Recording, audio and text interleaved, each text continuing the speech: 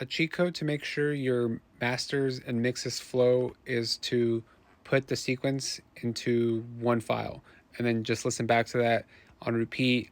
And it's great because you can bounce around from one song to the other really quickly without having to use an application or anything like that. To, if you go to iTunes, you don't have to click on the other song, find the time. You just kind of click this area, click here, and you can kind of see how the mixes flow from one to the other. And then it's great for mastering because you can check how the whole sequence flows. And then when you print everything individually, it should kind of do the same thing.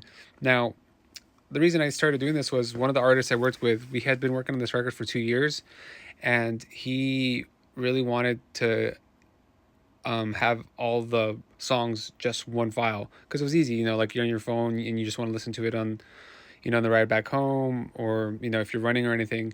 And so I did that, but then I started using it, and I saw the benefit that if I can check really quickly between one song to the other song, I can see how the mix is translating, how the master is sequenced, and make sure that like that house in the master for every song is working well.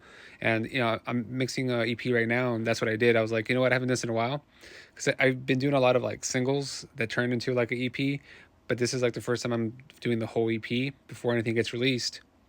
And yeah, I did that, went for a walk, and I was hearing the songs, and I was like, oh yeah, this is great, and everything sounded good, and I was able to bounce between different sections really easily to make sure that the low end and the top end all flow really well, and then transitions. I'm actually gonna make a little difference just in the fades of the transitions for the masters because I feel that I can kind of fade one into the other a little bit smoother. And yeah, it's just something I do a lot and think it would be beneficial.